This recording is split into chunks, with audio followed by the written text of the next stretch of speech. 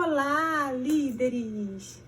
Vou trazer aqui hoje o tema que vocês escolheram, que é o tema sobre bloqueios emocionais. Afinal, quais são esses meus bloqueios individuais, né? Cada uma tem os seus. Coleciona esses malditos bloqueios e como ressignificar isso na minha vida e como fazer com que os meus projetos, os meus sonhos, os meus desejos, aquilo que eu sempre almejei e que eu talvez até um tempo atrás não estava vendo uma luz no fim do túnel, mas eu imagino e eu espero que depois da formação deste grupo, muitas coisas venham clarificando a mente de vocês e transformando alguma coisinha aí que vai fazer vocês avançarem muito mais. Para a gente falar de determinados bloqueios de uma forma mais específica, antes de qualquer coisa, eu achei importante 2 pontos que vocês precisam primeiro entender individualmente na vida de cada uma de vocês. O primeiro é, que fase que eu tô passando? E o segundo é, qual o meu problema? Então, falando de fases de vida, o que é importante trazer aqui para vocês, gente? Numa analogia, podemos nos colocarmos em 3 momentos de vida. E a gente pode trazer essa comparação com aquilo que Deus fez e que é na natureza onde a gente acha todas as respostas da forma mais simples possível, que é a vida de uma lagarta virando uma borboleta. Porque é impressionante o agir de Deus naquilo que ele cria, que a borboleta ela nunca é um filhote, né? Ela precisa ser uma lagarta, ela vem como uma criatura divina de Deus, como uma lagarta, aquele animal que ninguém quer estar perto, aquele animal que ninguém quer levar para casa, aquele animal que as pessoas repudiam, faz essa lagarta passar por um casulo, que é um lugar tão solitário, tão apertado, tão sozinho, tão difícil, para se transformar numa borboleta e voar e ser livre. E que todo mundo quer estar perto, né? Todo mundo quer borboleta, todo mundo gosta da imagem da borboleta, todo mundo vê uma borboleta e vê o quê? Vê graça, né? A gente, ai, que linda, nossa, que maravilhosa. É a graça de Deus naquele animal, transformado após fases que necessariamente têm que ser passadas para virar uma borboleta. E por que é importante falar de fases? Porque é uma das coisas que mais bloqueiam a gente, uma das coisas que mais travam o nosso crescimento é a comparação com o outro. Então, quando a gente é uma lagarta, não adianta a gente querer se comparar com uma borboleta. A gente tem que comparar lagarta com lagarta e borboleta com borboleta. Então, é comum estarmos numa fase, nos compararmos com quem já passou por tudo que a gente ainda não passou e travar e achar que a gente não tem condições, que a gente não é capaz, porque como eu vou ser uma borboleta? Eu sou só uma lagarta, eu nunca vou chegar lá. A gente olha muito o resultado final do outro. A gente não olha o processo e os passos que aquela pessoa deu até chegar no resultado final, né? É por isso que é muito comum, é um hábito natural do ser humano e a gente tem que exercitar para evitar que a gente faça isso, que é o apontar, né? Que é o apontar para o outro, enquanto tem tantos dedos apontados para a gente, e em vez de a gente buscar a transformação e se abrir e tomar uma decisão para viver coisas, para a gente se transformar na borboleta, aquela que a gente está muitas vezes criticando, se comparando, achando que foi fácil para aquela pessoa, que ela teve mais sorte do que você, que Deus olha mais para ela do que para você, e não é nada disso. É a nossa falta de maturidade emocional, a nossa falta de visão, de não perceber que nós ainda somos, que podemos estar numa fase de uma lagarta, ou até mesmo na fase de um casulo. O que é a fase da lagarta? É a fase que a pessoa está com seu emocional muito aberto e muito vulnerável às influências externas. É quando as nossas emoções estão fora do lugar. É quando a gente ainda não identificou quais são os nossos problemas e a gente permite que o outro domine as nossas fraquezas e aí a gente não consegue avançar. É nessa fase onde são criadas cicatrizes que fazem com que a gente muitas vezes leve por um caminho de vitimismo, que é um grande bloqueio. Então, por exemplo, é muito inconsciente isso. Recebe uma crítica, por exemplo, você é burra, você não sabe fazer isso? Não é possível. Nossa, quanta incompetência, né, da sua parte não saber resolver isso. Se você é uma lagarta e você escuta esse tipo de crítica, aquilo entra dentro de você de uma forma tão intensa, tão forte, que você não consegue superar aquilo. Você começa a acreditar que você é realmente incompetente, que tudo que você colocar a mão você não vai conseguir. Você começa a acreditar que você é burra, que você é menos inteligente que o outro, então você vai ser incapaz de ser alguém com capacidade para resolver certas coisas ou assumir certas responsabilidades. Quando a gente está muito vulnerável no emocional, a gente tende a absorver muitos bloqueios e isso a gente carrega por um tempo na nossa vida, que pode se prolongar por muitos anos se a gente não tem inteligência emocional ou a gente não toma uma decisão, que foi o que eu falei para vocês no último vídeo, de entender o que é isso. Peraí, não quero mais passar por isso. Eu quero ressignificar isso que está me travando. Então, é você mudar o olhar, é você se interessar por essa transformação que você precisa passar para entrar dentro de um casulo. E o casulo não é uma fase nem um pouco agradável. É uma fase muito solitária, é uma fase de muito reencontro com o seu eu interior, por uma crise interna onde você vai avaliar e olhar tudo aquilo que realmente você trouxe de uma forma errada, por causa de uma crença limitante que você constituiu na sua cabeça, na sua visão, naquilo que você agora acredita que você realmente é. Mas você não é, ninguém está te vendo dessa forma. Mas o fato de lá atrás alguém ter colocado uma crença limitante na sua cabeça, porque você estava vulneravelmente, emocionalmente aberto a isso, fez com que você carregasse isso como uma verdade absoluta. Então, por exemplo, isso muitas vezes não está ligado a uma má educação, não está ligado a uma má intenção, mas isso normalmente vem de pessoas as quais a gente credibiliza e as quais a gente vê como numa hierarquia onde está sempre em cima da gente. Então, os pais são muito responsáveis por muitas crenças limitantes que a gente carrega. Professores são muito responsáveis, tios, avós, se tem um peso muito importante na sua vida, médicos, pessoas onde você viu em algum momento da sua vida como alguém de respeito, hierarquicamente você respeitava muito, que você honrava muito, e no momento às vezes impulsivo, de raiva, de nervosismo, fala uma coisa por falar, mas aquilo entra como uma verdade e você carrega isso durante anos. Então, às vezes, uma fase de uma lagarta, se você toma uma decisão de mudar, pode durar pouco tempo, porque você já tomou a decisão que você quer mudar isso. Mas se você não toma uma decisão, você não busca essa cura, você não corre atrás disso, isso você pode arrastar durante 50 anos. E isso é muito ruim.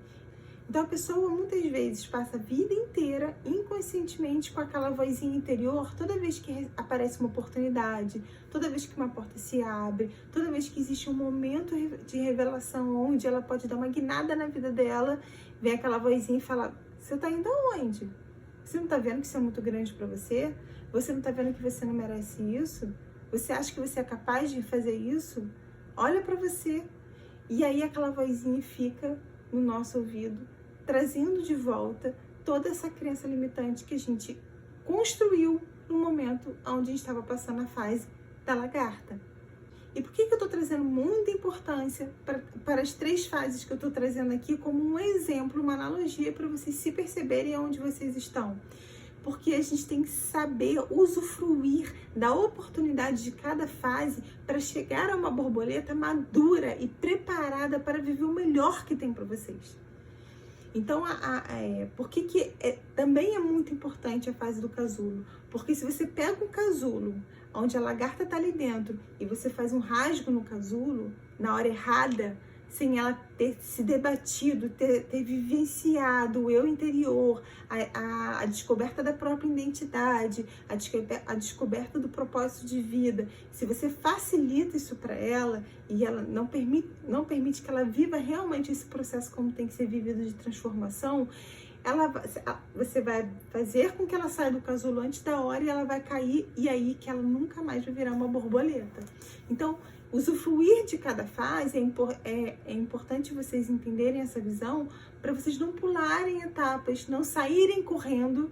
Vocês podem acelerar, mas vocês não podem sair correndo porque vai ter tropeços e a coisa não vai ser bem feita. E aí vocês vão começar a gerar mais bloqueios aí que não tinha nem que gerar, né? Por uma frustração de uma busca de um resultado, de um sucesso, de um avanço na vida mal feito, fora de hora. Então, o segundo passo para a gente começar a entender mais sobre bloqueios emocionais é entender qual é o seu problema.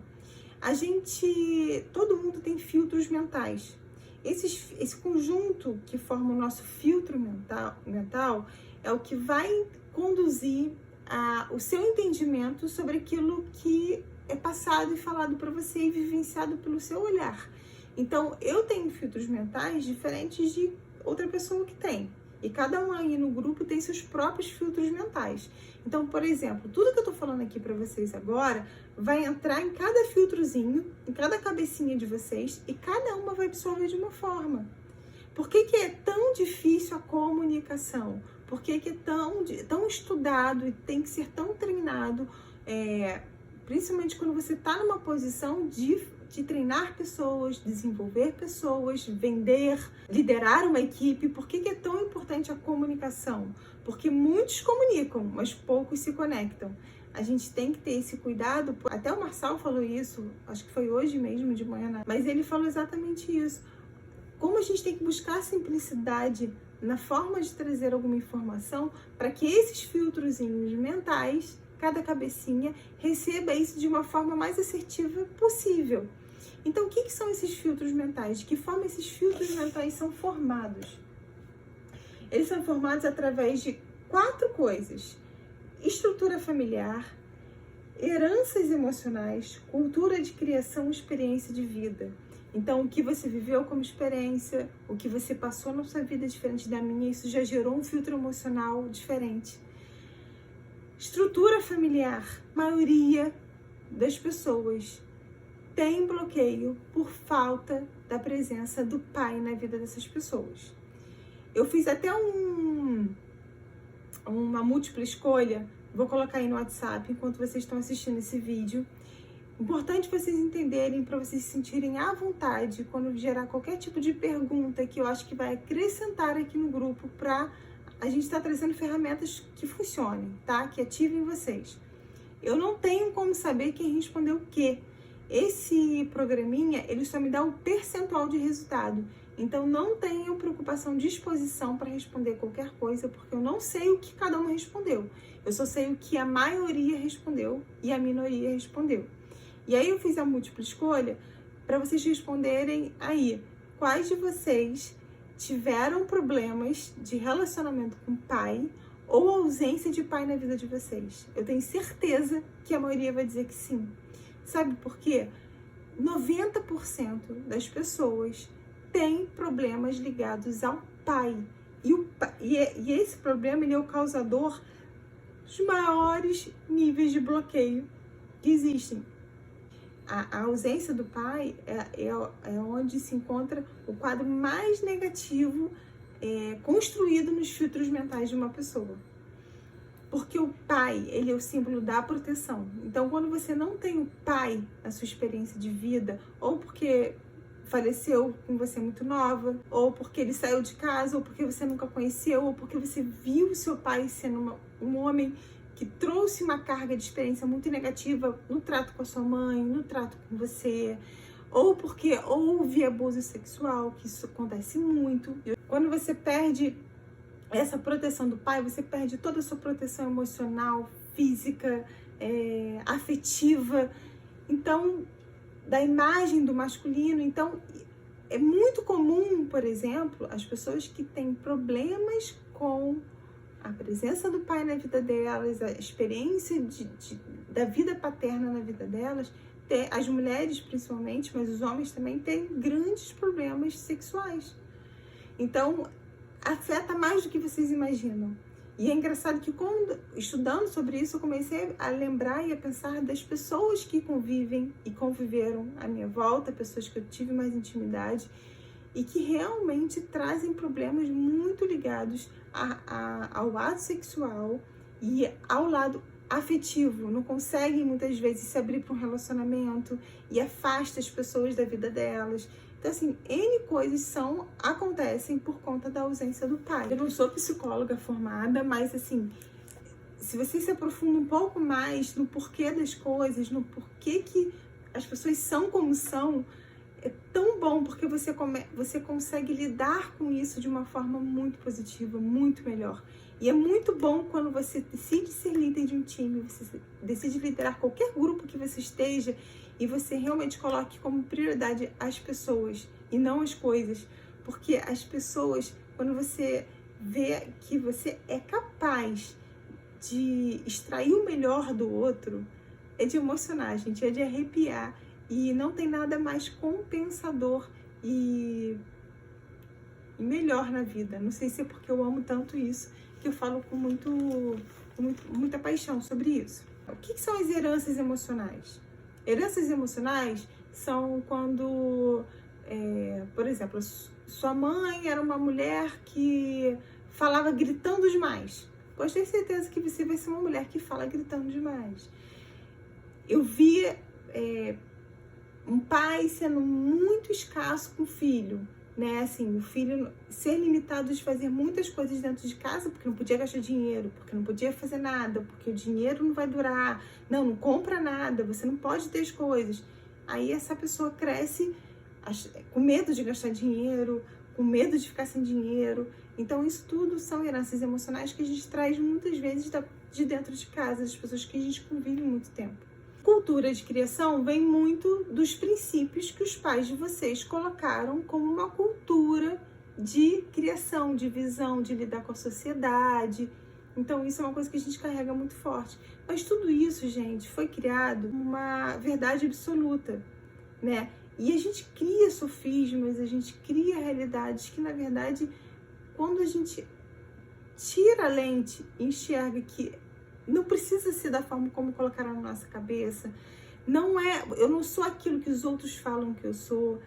Você começa a entender que é tudo, você tem liberdade de ser quem Deus quer que você seja. Você tem liberdade de ser a sua própria identidade. Você tem liberdade de agir de acordo com isso aqui, ó, que é a sua digital, que ninguém tem igual. Então valoriza essa digital, olha para você e pensa, eu sou única, então eu sou livre para ser aquilo que é minha identidade, que é minha alma, aquilo que Deus colocou para mim com talentos na minha mão, para ser o que eu quero ser livre. Quando a gente começa a entender os nossos problemas, entender que nesse filtrozinho mental tem muita coisa que veio acumulando de experiências e que se tornaram muito negativas, principalmente quem esteve ou está na fase da lagarta até hoje, porque tem gente que pode estar na fase da lagarta desde que nasceu, né? É muito comum quando a gente é, principalmente adolescente, viver essa vulnerabilidade emocional muito forte, né? Isso abala muita gente e a gente traz junto com a gente na nossa mochilinha de bloqueios.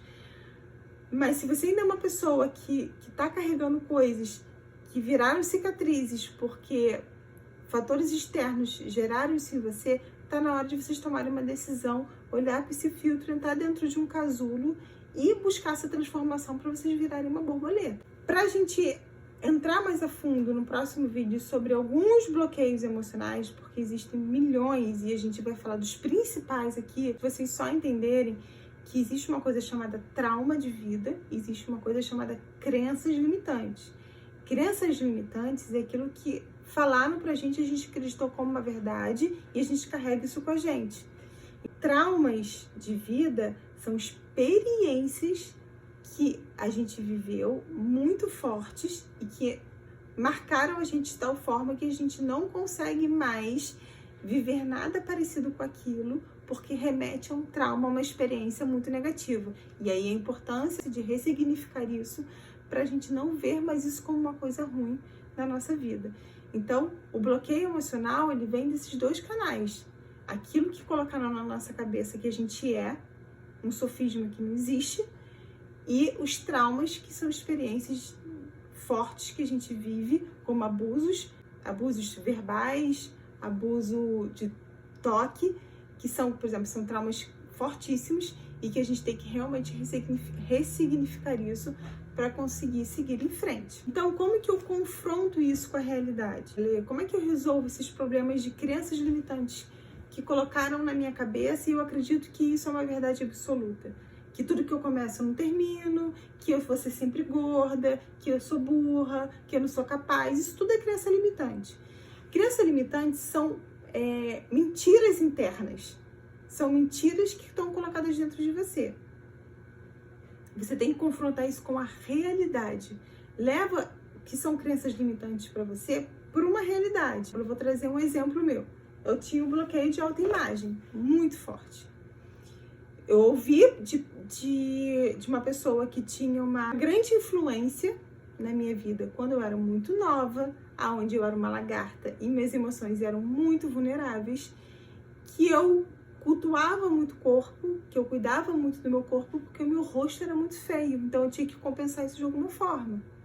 E isso entrou para mim como uma verdade tão grande que eu vivia horas dentro de uma academia, achando que ali eu ia curar aquele buraquinho emocional que eu levei como uma verdade para mim. Eu fiz 10 anos de teatro. Então, quando você faz teatro e você faz uma apresentação, existe jogo de luzes. Então, aquelas luzes são tão fortes na sua cara que você não consegue ver o público. Então, na verdade, ali eu estava escondendo um bloqueio meu de autoimagem, porque eu estava vivendo algo que é muito importante para o meu propósito, né? Trabalhar comunicação, interpretação, colocação de voz, de corpo, de tudo. Eu gostava muito de estar ali fazendo teatro, mas aquelas luzes me defendiam do meu bloqueio emocional de autoimagem, que eu não me achava bonita. Então, fazer um vídeo para mim era muito difícil, porque aquilo no meu inconsciente era muito forte. Eu não sou bonita, né? E não foi só porque essa pessoa falou isso, foi um conjunto de coisas. E a gente começa a ver coisas diferentes no nosso rosto, que a gente linka ao que é o feio. Ah, então é por isso que eu sou feia, porque eu tenho um sinal no rosto. Ah, por isso que eu sou feia, porque eu tenho um dentinho torto. Ah, por isso que eu sou feia, porque o meu cabelo não é bonito. Então você começa a se alimentar de coisas que são sofismas. Eu vou passar o bastão para alguém falar aqui sobre um vídeo sobre sofismas. Eu vou escolher quem vai falar até o final do vídeo. Então a gente se alimenta disso, uma crença limitante que me bloqueia e me impede de avançar em coisas que eu poderia ter muito mais segurança de posicionamento, de falar, de levar aquilo que eu quero ensinar para o outro com muito mais intensidade. Mas eu decidi quebrar bloqueios, eu decidi estar aqui nessa câmera, eu decidi botar o meu rosto na rede social. E ali eu estou exercitando a quebra de um bloqueio, eu estou avançando. Então eu estou trazendo isso como exemplo da minha vida para encorajar vocês, no bloqueio de vocês, que vocês aos pouquinhos vão descobrindo aqui nessa troca do grupo de liderança. E aí, exercite coisas, busque essa ressignificação naquilo que mais te incomoda. Então, se para mim, eu tinha aquela realidade que eu não era uma pessoa digna de estar na frente de uma câmera, eu não queria que a minha imagem virasse o holofote, né, o centro da atenção de todos, eu falei, gente, não é possível, porque será que eu não sou digna, né, de estar na frente de uma câmera, de expor a minha imagem? Como que eu vou ressignificar isso e me sentir à vontade? Eu fiz 2 exercícios. Eu comecei, não me julguem, não me levem a mal, porque a percepção de beleza, filtros emocionais, é muito de cada um.